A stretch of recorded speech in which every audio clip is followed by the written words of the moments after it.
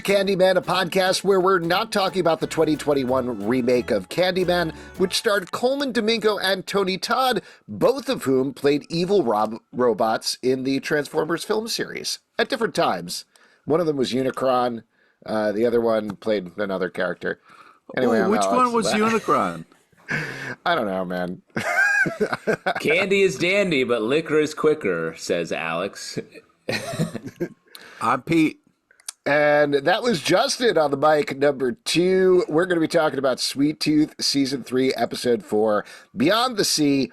Beyond the Sea. Somewhere beyond the sea. And then later in the episode, we're going to be reviewing Reese's Pieces. Come on!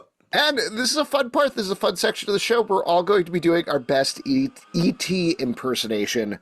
One of us is going to be impersonating a young Drew Barrymore.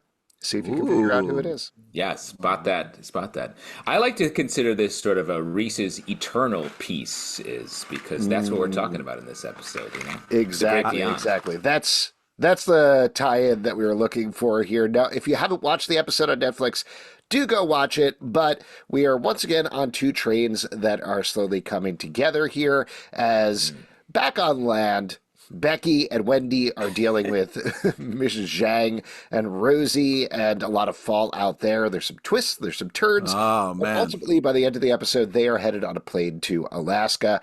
Meanwhile, Jepp, Singh, and Gus are all on the boat. Now, I will mention at the end of the last episode, I forgot to mention this in the podcast, it was weird to me when they were heading towards the boat that I was like, that boat seems to be empty. I don't understand what's going on here. It seems like they made a mistake in filming. Turns out not, because the boat is completely taken over by the sick. Everybody dies except for one person when they get there.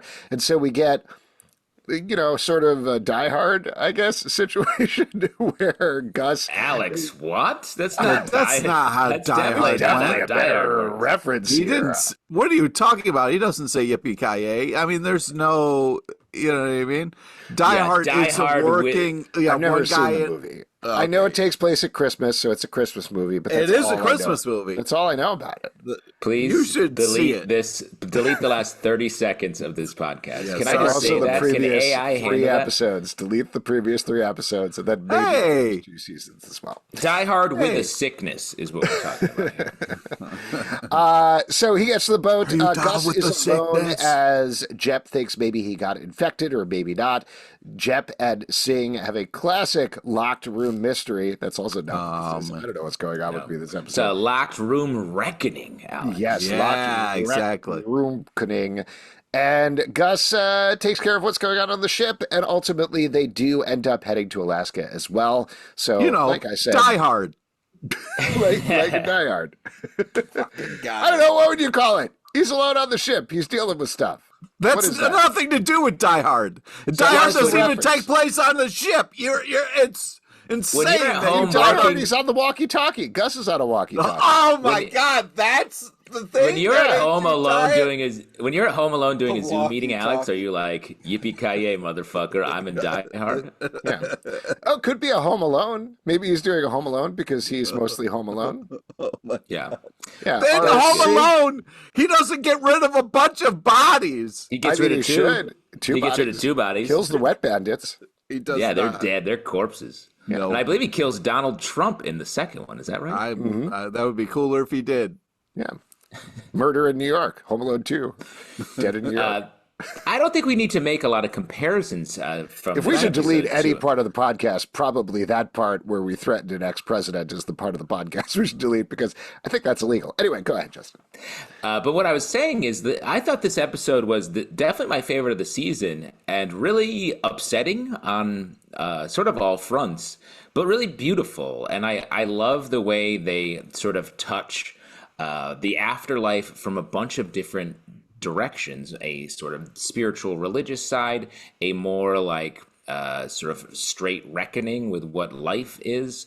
And that's all on the ship. And then on land, it's just like, wow, be careful who you try to flirt with, because they will get you in the end. Oh, man. Never fall for the hot guy. He's Man. not after your best interests. That got me so hard. I thought that was so well done. For if you don't remember, Becky sees, and I love how it was played. Becky is captured at the end of last episode by Rosie and Zhang and everybody, and she sees the sort of quote unquote hot last man that she was maybe going to date a little bit, and they got separated.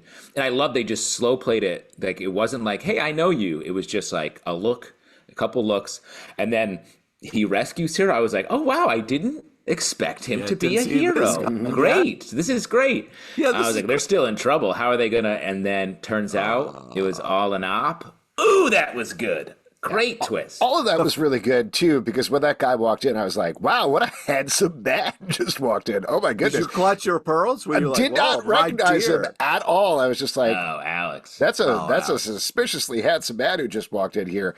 What's his deal? We've never seen him before. And I was like, oh, wait, no, we have. I get it. Yeah. Oh man, you gotta see how it was honestly like a real Die Hard 2 Die Harder situation. I would say. Stop. No, because like in the second movie, John McClane shows up again. No, he shows up again. Seen the movies. You don't get to do this. This character shows up again. It's the same thing. You can't. You haven't. And they got on a plane. All Die Hard 2 takes place in an airport, so it's Die Hard. I considered it the way he was acting was sort of. Have you seen Die Hard 2 and not seen Die Hard 1? Well, I know it takes place in an airport. How do you... Pete, why does this bother you so much? A, B, why are you shouting so much? It is the morning. I'm too fired up. I get to eat Reese's Pieces, which is one of my favorite candies. I'm so close. I'm too fired up. First off, yeah, I agree with you, Justin. That turn, but I knew it was going south as soon as she spilled the beans, because I was like, why would she say that out loud? And then I was like, you sniffed it. Well, but it also, to that like a point, hound who only gets... Oh, sorry, go ahead. No, all I was going to say is it happened very quickly. Like, even if you guessed it like you did, as soon as you get it, it's already too late. Like, it all paces through very nicely. To Justin's point, this storyline is good. I will also, just to back up your positive criticism here, I think this season gets better every episode. Agreed. Like, it is really on an upswing. I was honestly a little worried with the premiere because there were some janky parts like we talked about, but everything gets tenser. Everything is getting more emotional. I mean, not to jump onto something else, but like I talked about this the last episode, man, Kelly Marie Tran is maybe my standout of the season so far in such a small role. Everything she's doing is just getting me. Yeah, it gets you. It's hard. Sure. All the stuff with her kid who is dying and yelping the entire episode is so sad. The look she gives, the sob as her mom's like, put her behind, leave it behind. And she ends up shooting her own kid. Please stop. Harrowing. Well, and let me also say, I'm not allowed to talk about Die Hard, and I'm not allowed to talk about this show and shooting children, what am I allowed to talk about? That brings up a good point. Maybe if you shut up for a little while, me and Justin can get through some stuff, and then you could talk at the end. You know what I mean? Oh, wow. Okay, so the way we should do this podcast going forward is I'll just do a little recap, turn off my mic for half an hour, watch you eat some Reese's Pieces, then be like, goodbye. You know how exciting Alex, that sounds to me? That sounds like a perfect podcast. Jesus Alex, Christ. I wouldn't actually watch him eat the Reese's Pieces. He sort of cookie monsters them in a really not good way. But also to add on what you're saying, Alex, the complexity at which Rosie's life is, like, she had these kids that she loves when she has them, but her mother's life philosophy is that they're subhuman. And she buys into it to some degree, and she's sort of halfway between treating these kids like animals, like actual dogs. But still, when one is injured, she leaves them in cages. They're muzzled all the time. Ugh. And she doesn't seem to spend time with them. But that when this one's life is presumably going to end, she's upset. And then she also does the thing that like a dog owner would do, which is put your dog out of its misery, if you lived in like the 19th century or something. So like it's... Or if you're, what's her name? Christy Noam? Yeah, Christy Noam. Getting political. Let's not... I'm just saying, like, it's such a nuanced, complicated character, and I agree the performance is excellent. It's weird how life, all of a sudden it's like that weird story happens, and all of a sudden this happens in the show, and I'm just like, why is everybody shooting their dogs right now? This is crazy. Yeah, I do want to back up the truck a little bit and talk about the fact of like her face, like when she is going through what she's going through, like the moments when she's like staring down her mom. I just. Yeah, I love everything that she's doing. It's a really awesome what she's bringing to this heartbreaking fucking role. But I want to talk about something Justin brought up. Becky gives this like fucking villain monologue when she starts going in about blood being thicker than water. I was just like, so Jesus, what are we doing here, Bex? Like, I'm not sure. That was not a this villain is monologue. She's not a villain. That was a hero monologue. She was turning it around and laying out the philosophy, the theme of, if not just this episode, but definitely of the season and definitely of the show. Like the whole idea of found family versus your actual blood. And that's something we've been dealing with since season one. In terms of the hybrid kids, are they what they have been born to be, or can they become something more? James Brolin talks about this literally every episode. Constantly. Before we get into blood in, blood out, I just wanted to defend what I said real quick. I said villain monologue because of we have this power status. All we've seen is how horrifying mom is, and then here's Becky walking in with no cards in her hand and talking like she runs the place. It was emboldened and impressive, and almost seemed like she was in control. So it was this very interesting power shift and dynamic that I thought she delivered really well. Well, I think she gets caught. Zhang does. It's like her whole thing is like she believes she's right and it's never challenged because she runs. She has a personal chef. She picks up a rib to eat it. He puts another rib on her plate. Like that's like everything is how she wants it. She even says, "I get what I want." And then Becky, for probably the first time in a long time, says, "Actually, you're wrong. You're saying something incorrectly. You know what that actually means?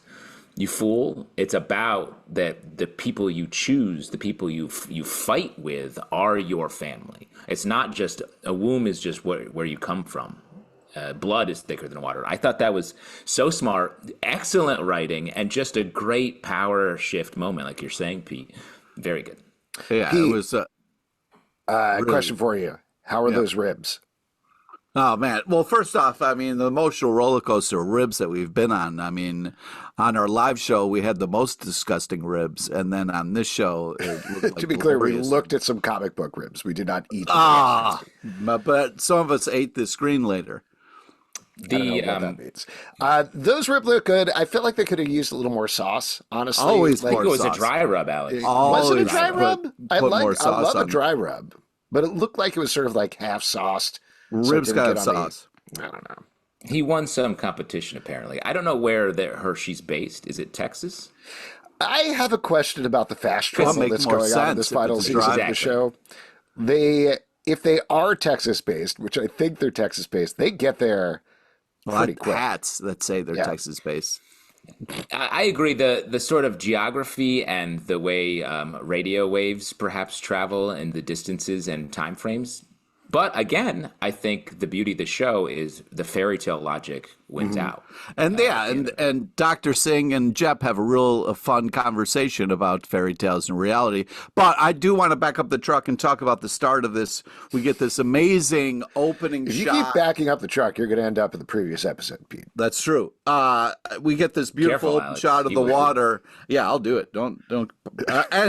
And we see people, which we haven't seen like a crowd of people in a while. I mean, sure, Alaska, they showed a little bit, but I thought it was almost jarring to see like all those people on the boat together. And then they start partying, and I'm like, oh God, why does this feel so horrible? It's a party apocalypse, and I thought that was a fun idea. Certainly at sea, you can get a little loose. Everyone's hit it, healthy. DJ! Like, that was hysterical. It was just like all of a sudden, Captain's giving a rousing speech, and then it's just turned right into nightclub time, like getting down on the floor, and it was Drop the beat. Yeah, that was just hysterical. But I was like, what the hell is happening right now?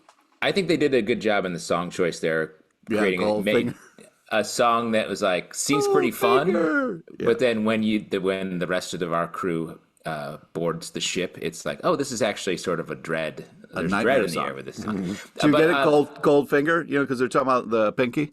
Yeah, the pinky is the gold finger. Yeah. Let me jump back 1 second as well. How did you feel about Captain Stafford trying to take James Brolin's job? Oh, take it easy with that. He was coming for it, but you can't come for a Brolin, dude. do you we think all know that. last episode I speculated that maybe James Brolin is going to show up as an older Gus at the end of the season telling the story, 100%. which I still kind of believe that. But to your point, do you think maybe James Brolin is the sick? And he was like, that guy's coming for my job. I'm going to kill them all. Yeah, James Brolin's going to be like, and I've been in your pinky all along. This whole time, call it the golden finger. I hope that next episode starts with, hey, Captain Stafford here. I just fill it in for James for a minute. And I just want to say that life is tricky and you never know where you're going to end up. Yeah. What'd you think about his pseudo son being named Darwin? I was like, that's a little on the nose, but I just kept calling him DJ because he was the one to drop the beat. I to get into that part of it, I thought this was so upsetting.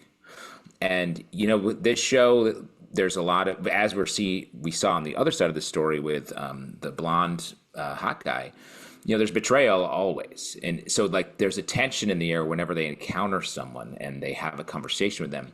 Are they going to screw over Gus? Yeah. And then Darwin was such a just like purely good guy and good person. And it really was like trying to do best by his family. We learned later that he's the whole time been slowly dying.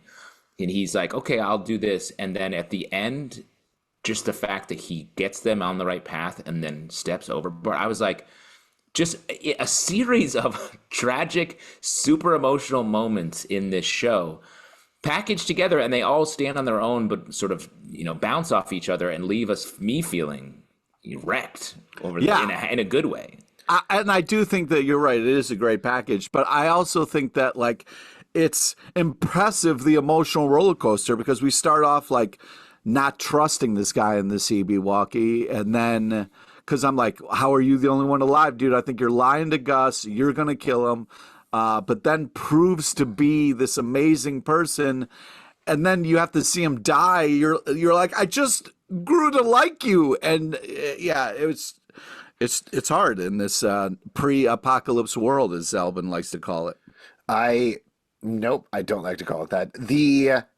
Well, then we would call it a post-apocalyptic world, but last time I did that, you were like, don't. No, that was a different show. This is a post-apocalyptic world.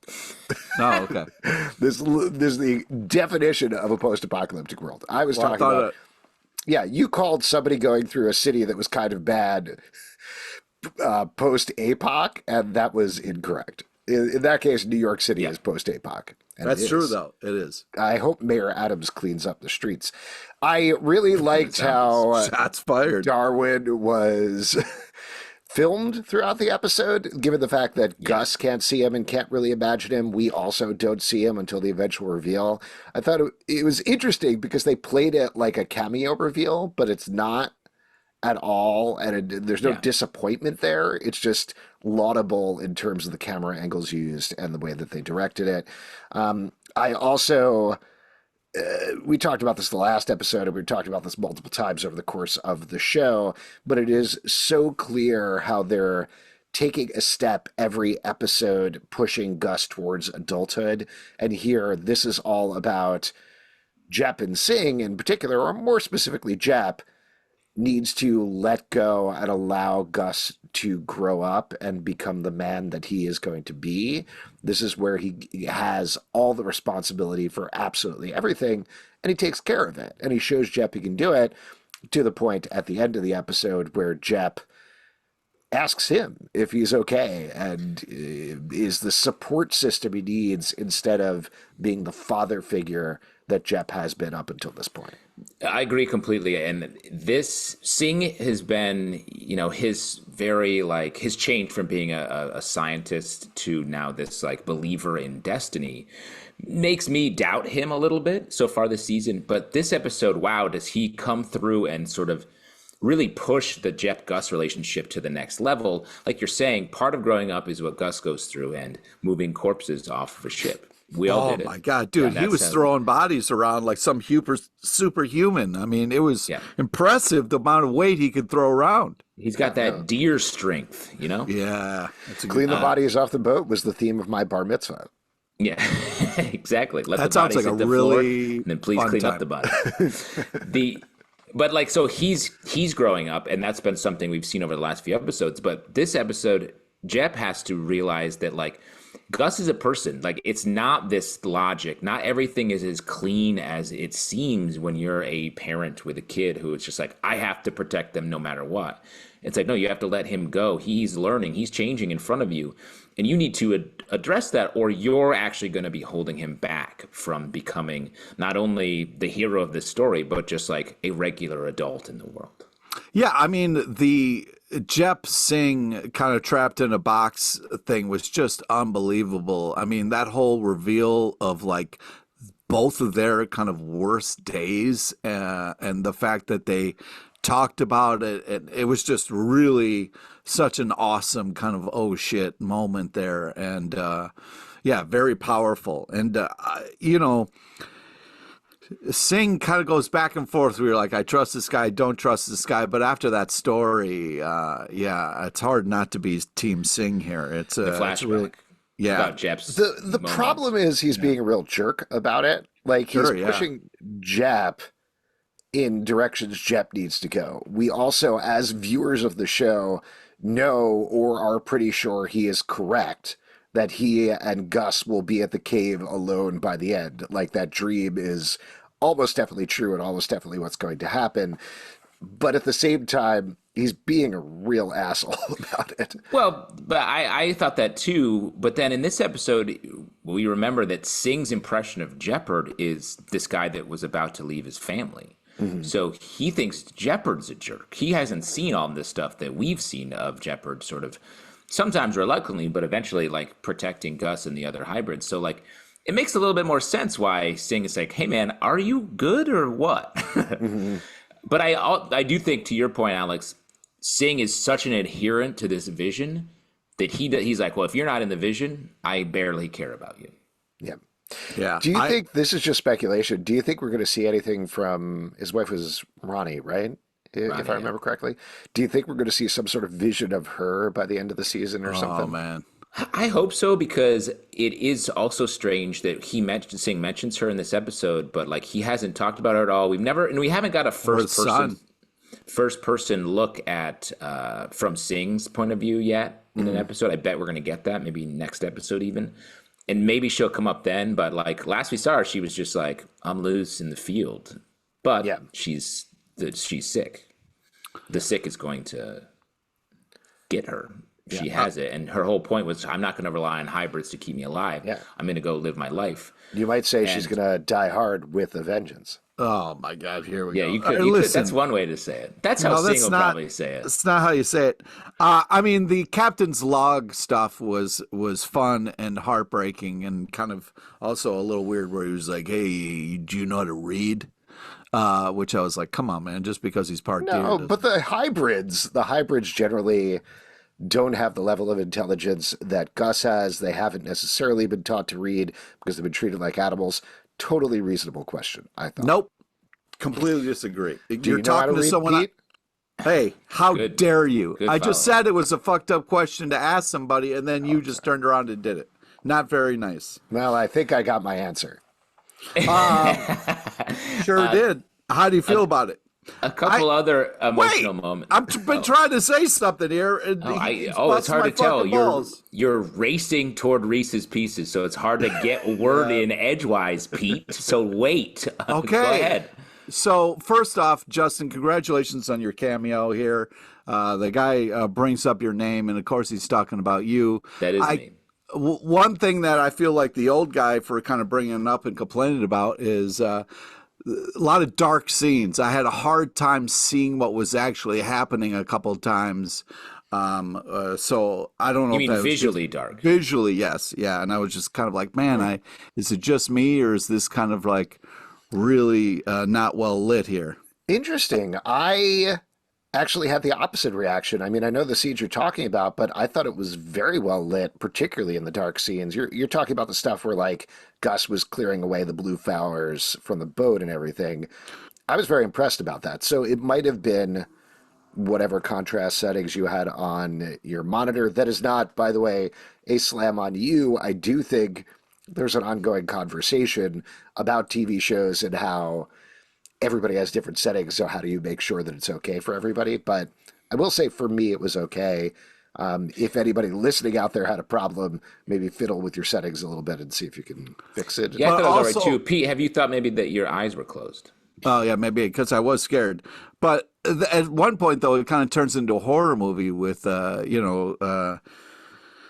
our main guy walking around there, and you don't know who's alive, who's on the boat, or what's going on, and there's kind of all these noises. I was just like, holy shit, this show it's impressive how quickly it can kind of change genres and be a lot of different things, but still feel like the same show. Yeah, and the moment when Gus is getting rid of the bodies, if that's what you're talking about, and he builds this sort of corkboard of all of their lives, I thought was just another great moment about how a life philosophy, how we look at life. Like life is the collection of stories that you did, and Gus, gets to be the caretaker of these bodies. And not only is he doing the work of just throwing them overboard, he's also keeping track of their lives and adds the bit of Darwin at the end. I thought was fantastic. Yeah, and also like the fact that there was an open space right next to the sea captain. I mean, come on, what are the odds of that? Yeah, you got to leave space for everyone. Like I that's why when got you're space on my That's board deep, for bro. you guys, for sure. yeah. That's deep. Well, man. You that's why gotta we leave bought the space for everyone. triple. We bought the triple plot in the graveyard. So Triple decker coffin, right? yeah, that's what I mean. Triple down. Yeah. Who's on bottom bunk? Yeah. Whoever dies first. Oh wow, good. it's Smart. order of death. That's order of death. Wow. Whoever dies last gets to be on top. Whoever dies last wins. Is that? I don't know what the phrase guess is. so. That's what I actually. If I'm hoping to die last because I want to be propped up against the gravestone with just my hand on my chin or my face on my chin, my hand on my face. What? Let's make a pact, guys. Whoever dies first gets weakened and birdies by the other two. All right, that's a great pack. That's good. Yeah. Speaking of great packs, All right. on. Yes. Any other notes about the episode before we move on to the candy eating, Justin? Yes, we have like a million things we didn't talk about. The fact that we have Gus contacting Tiana, I was like, wow, Sienna? nice. Is it Sienna? I think it's Tiana. I thought it was Sienna. It's hard to say. Her name is pronounced quickly. Yeah. I think it's Sienna. I think so. Sienna. it's the husky mom. Yeah. Yes, Husky Mom. Could be Tiana from Princess and the Frog. Unclear. But yes. There are other uses. But of I like that. I mean, on the fairy tale logic, just having that net tighten, we've been wondering what the deal is with the Alaska folks. And I think the deal is this episode, like having her available to answer phone calls and stuff. That's why she's there. huge. She picks up 2 calls in this episode, so that's nice. Is the sick moving faster than before? Feels like the boat people died. Yeah, they less said than a it's the day. doomsday strain that they've been threatening, and that's why Singh is saying they have mere days of survival. Feels like it's still not 100% clear. Like, how is it traveling? How are they getting the sick? How do people know that there's a doomsday strain or anything like that? Not that it matters too much. Like, I don't need anybody to be like, here's the science, and I'm explaining it to you. But I do think the idea here is there's this doomsday strain. It kills people very quickly. It's traveling very quickly, and it's very communicable.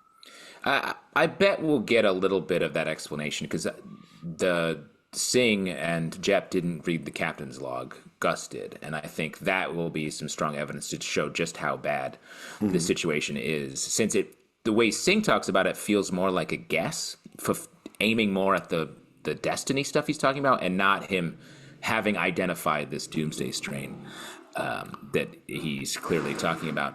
We didn't talk about Wendy either, who stows away and is going to be in Alaska Wendy. as well. Yeah, Wendy, I thought suddenly was- the ultimate spy, basically. Yeah, I love it, man. She's like, I'm just a pillow here. Don't bark at me. Also, I just wanted to talk about like when Gus got wrecked by the father and son. I was just like, oh my God, this show is just unbelievable. I loved the fact that they didn't like it. It got him. He wasn't ready for it, and it really wrecked him. And I thought that was such a smart, well done moment. Yeah. Really good. All I right, why don't don't know we how move- Zhang keeps her white so white in the apocalypse, but I guess maybe that's what It's not Jordan, her. She has a person who hot does. blonde guy's whole job is keeping those whites white. But yeah, he uses his washboard abs to clean those shirts. Totally. Exactly. All right, why don't we move on to the candy? We're going to be reviewing Reese's Pieces this I'm so episode. jealous you guys got bigger bags. This was all that was available in the store. I would have gotten a reasonable size. Ooh, we all have different packaging. How exciting. I got a box. I wonder baby. if that affects the flavor. What do you think?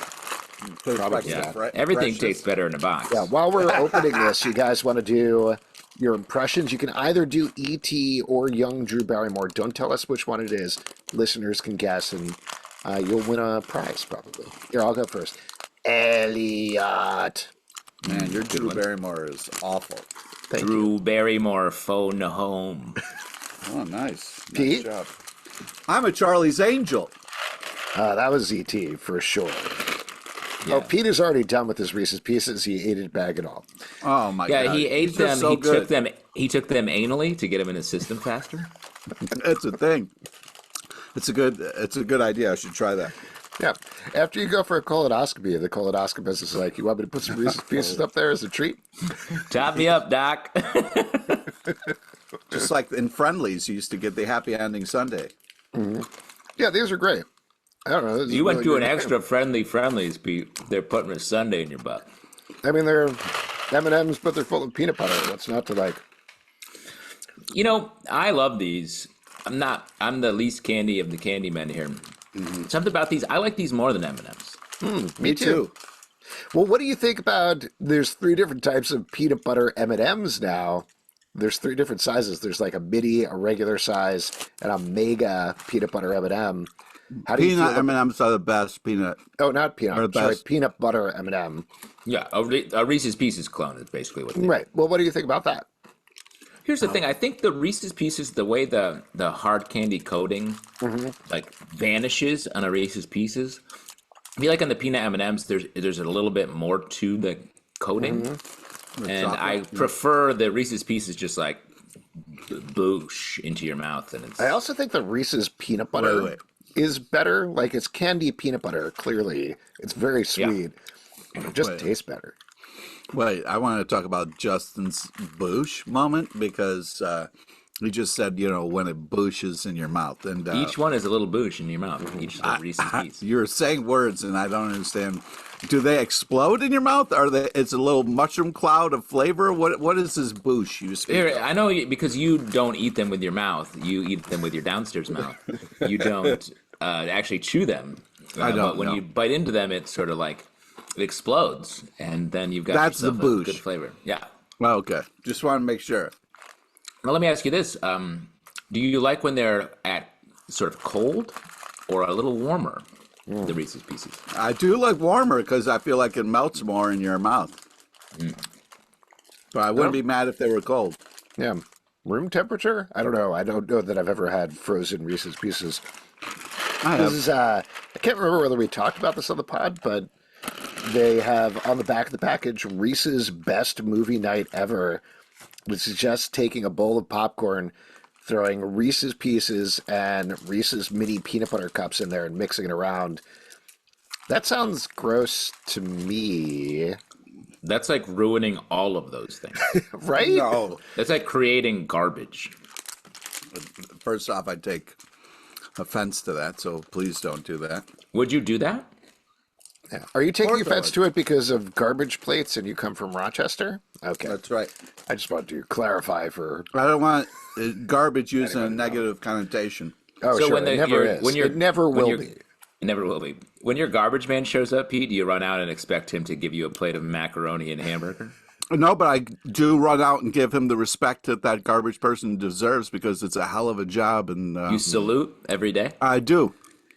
Do you know what garbage trucks should do? You should be able to, they should throw the garbage in the back, but it's like a rotating thing where garbage goes in the top and then garbage plate stuff comes out the bottom. So kids can run through the neighborhood with a plate, like catch some macaroni cheese and ground beef and other stuff coming out of the garbage truck. Yeah, like What do you think, Pete? The garbage truck could just be like mashing up the garbage and then putting it out onto a plate. Yeah, exactly. Right? I don't like any of this. That is called food in Rochester. Everybody wants Reese's Pieces, but I want Reese's the whole thing. Yeah, exactly. Yeah, enough of this pieces. Give me the whole thing. These are one of the best candies of all time. My favorite of all time.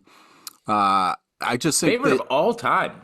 they go in anything. You can put them in ice cream. You can put them in cake. You can whatever. They're money.